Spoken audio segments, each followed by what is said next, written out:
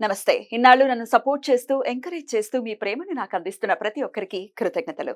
అలాగే ఈ వీడియో కూడా ఖచ్చితంగా మీకు ఉపయోగపడుతుంది. లైక్, షేర్ అండ్ సబ్స్క్రైబ్ చేసి మీ సపోర్ట్‌ని నాకు అందించండి. అలాగే ఈ వీడియో పట్ల మీకున్న అభిప్రాయాన్ని కామెంట్ సెక్షన్‌లో కామెంట్ చేసి తెలియజేయండి. ఇప్పుడు వీడియోని చూద్దాం. నమస్తే, వెల్కమ్ టు అవర్ ఛానల్. నేను పద్మిని. ప్రస్తుతం మనతో పాటు ప్రముఖ ఆధ్యాత్మికవేత్త, ఆస్ట్రాలజర్, లలిత ఉపాసకురాలు శ్రీమతి ఆకెళ్ల శ్రీలక్ష్మి గారు మనతో పాటు ఉన్నారు. మాట్లాడదాం. నమస్తే అక్క.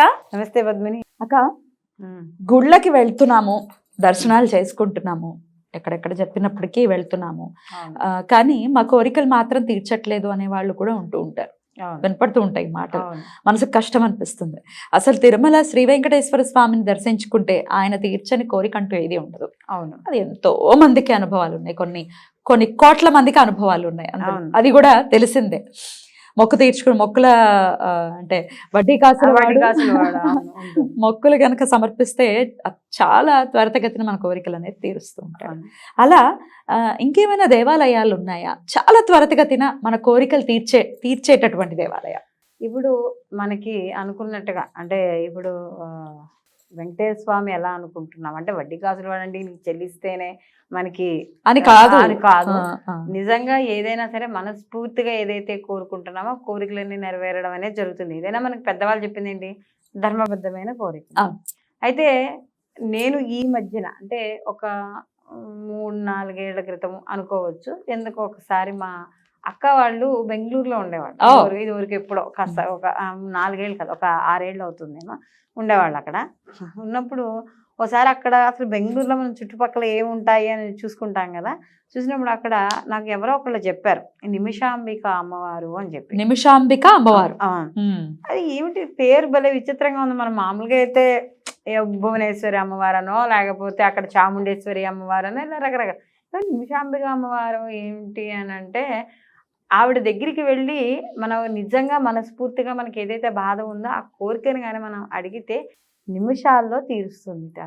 ఆవిడని చూస్తే కూడా నిజంగా అసలు ఆవిడ మొహం చూసి ఎంత అందంగా ఉంటుందంటే అసలు నాకైతే చాలా ఆనందం వేసింది. దాని తర్వాత మేము ఫ్యామిలీ వెళ్ళాం, చాలా బాగుంది. అయితే నేనైతే ఏదైతే అనుకుని వెళ్ళానో ఆ కోరిక మాత్రం నిజంగా అది నిమిషాలనే చెప్పొచ్చా. నేను అక్కడికి వెళ్ళి మళ్ళీ నేను ఇంటికి రిటర్న్ అయ్యి వచ్చిన తర్వాత కోరిక తీరిందా?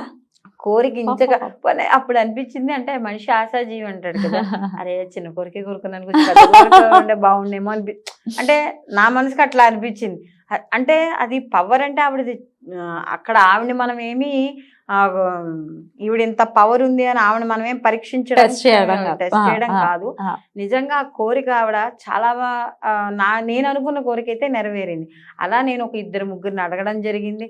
వాళ్ళకు కూడా అక్కడ చుట్టుపక్కల వాళ్ళు కూడా ఆ అమ్మవారి దగ్గరికి వెళ్ళి ఏదైనా అక్కడ కొద్దిగా శ్రీచక్రం కూడా ఉంటుంది అమ్మవారి దగ్గర. ఆ శ్రీచక్రానికి పూజ చేయించుకుని ఆ కావేరీ నదీ తీరంలో ఉంటుంది. ఆ కావేరీ నదీ తీరంలో స్నానం చేసి వచ్చి అక్కడ అమ్మవారిని దర్శనం చేసుకుని అక్కడ మనకి ఏమైనా డబ్బు ఉండి చేసుకోగలిగితే విశేషమైన పూజలు, లేకపోతే కానీ ఆ యొక్క ఆలయ గర్భంలో కూర్చుని అంటే మనకి ఆ ప్రాంగణంలో కూర్చుని, గర్భాలయంలో మనం ఎట్లానూ కూర్చొనివ్వరు, చుట్టుపక్కల కానీ కూర్చుని సౌందర్యలహరి పారాయణ చేసుకుంటే అమ్మవారి దగ్గర కూర్చుని, ఆ నిమిషాంబిక అమ్మవారి దగ్గర కూర్చుని సౌందర్యలహరి పారాయణ చేసి చూడండి, తప్పకుండా రిజల్ట్ అనేది కనపడుతుంది. అంటే అది పారాయణ చేసినా చెయ్యకపోయినా కూడా మన కోరిక నెరవేరుతుంది. కానీ చేస్తే మాత్రం తప్పకుండా ఇంకా రెట్టింపు మనకి అదే అంటారే ఫలితం ఉంటుంది. మనకి మూక పంచసతి చెప్పినప్పుడు మనకి మూక శంకరులకి ఎలా అమ్మవారి వచ్చి పెడితే తీసుకొచ్చి తాంబూల పెడిచి వచ్చి నోట్లో పెడితే ఆయన 500 శ్లోకాలు అనర్గళంగా చదువుతారు.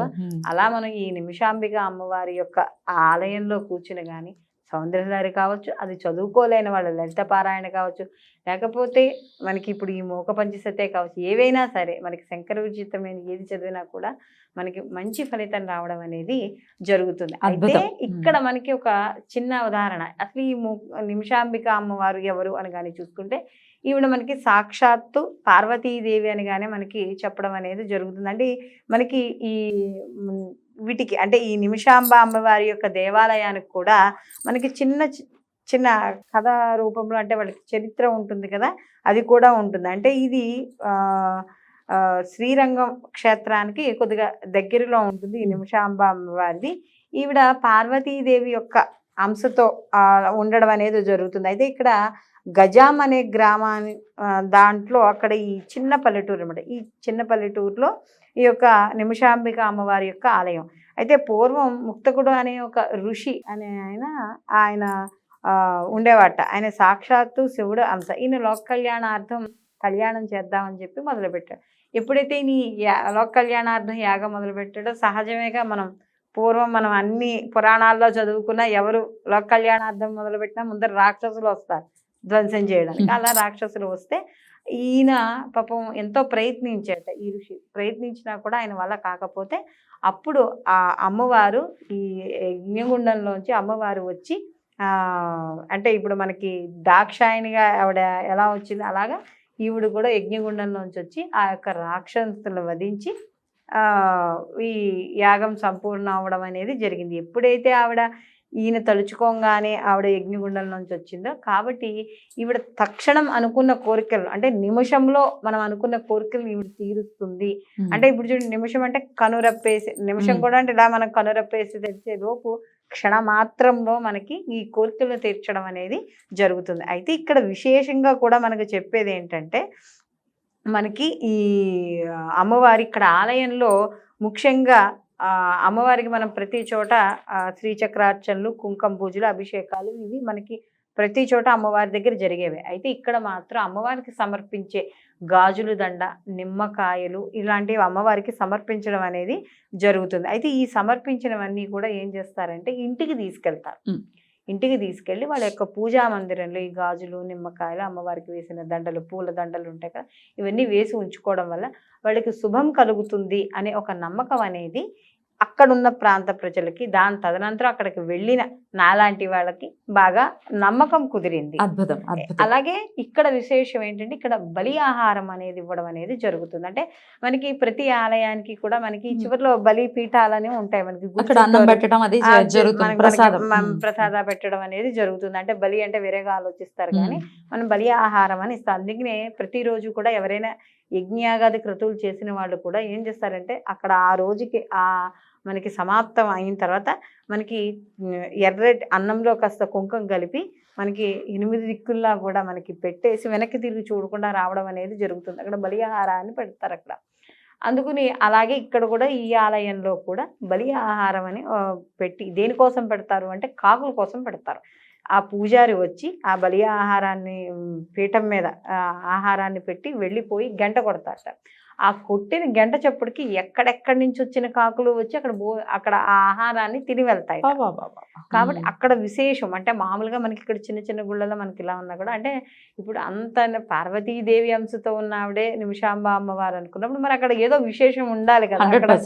అక్కడ విశేషం లేకుండా ఇంకా ఎట్లా ఉంటుంది. కాబట్టి ఆ కాకులన్నీ వచ్చి ఆ యొక్క ఆహారాన్ని తినడం అనేది జరుగుతుంది. అలాగే ఈవిడ యొక్క నిమిషంలో ఆవిడ యొక్క యజ్ఞగుండం నుంచి వచ్చి ఆ యొక్క యాగాన్ని సంపూర్ణం చేయడం ఆ యొక్క లోక కళ్యాణార్థం జరిగింది. కాబట్టి ఇక్కడ వెళ్ళి ఎవరైతే భక్తులు ఉన్నారో ఆ భక్తుల యొక్క కోరికల్ని ఆ యొక్క నిమిషాంబిక అమ్మవారు నిమిషాల్లో కోరికల్ని తీర్చగలుగుతుంది అని చెప్తారు. అయితే ప్రధానంగా ఇక్కడ మన ఆలయాలు ఇక్కడ మైసూరుకు దగ్గరగా ఇక్కడ మనం చూసుకున్నా కూడా ఈ గంజాం అనే దాంట్లో చూసుకున్నా కూడా మిగిలిన వాటిల్లో కూడా అంటే ఇప్పుడు మనకి తిరుపతి ఉంది, వెంకటేశ్వర స్వామి ఉన్నారు, కానీ మిగతా చోట్ల కూడా వెంకటేశ్వర స్వామి గుళ్ళు ఎలా ఉన్నాయో అలాగే ఇక్కడ కూడా ప్రతి చోట హైదరాబాద్ లో ఉందా? హైదరాబాద్ లో మనకి బంజారా హిల్స్ లో ఉంది. నిమిషాంబిక అమ్మవారు ఉంది అక్కడ. కానీ బెంగళూరులో అక్కడ శేషంగా స్థల మహిమ కూడా ఉంటుంది కాబట్టి బెంగళూరు వెళ్ళినప్పుడు ఖచ్చితంగా అమ్మవారిని దర్శించుకుని, ఒకవేళ అక్కడికి వెళ్ళినప్పుడు ఇక్కడైనా దర్శించుకుని అమ్మ అక్కడికి కూడా వచ్చే భాగ్యం కలిగించు. ఎందుకంటే అక్కడ మనకి ఇక్కడ మామూలుగా ఎక్కడైనా అమ్మవారు ఒకటే, ఎందుకంటే ప్రతిష్ఠించేటప్పుడు కింద ఉంటాయి కాబట్టి మహిమ ఒకటే. కానీ అంటే స్థల పురాణం కావేరీ నదీ తీరంలో అమ్మవారి ఉంది కాబట్టి అక్కడ నదీ స్నానం విశేషము. మనం అందరం కూడా ఆవిడ బిడ్డలమే కాబట్టి బిడ్డల యొక్క కోరికల తల్లి చల్లగా తీర్చడం అనేది జరుగుతుంది. చాలా చక్కగా వివరించారక్క. తప్పకుండా బెంగళూరు సైడ్ వెళ్ళినప్పుడు అమ్మవారిని దర్శించుకోవాల్సిందిగా మనవి. రైట్ అక్క, థ్యాంక్ యూ సో మచ్. నమస్తే.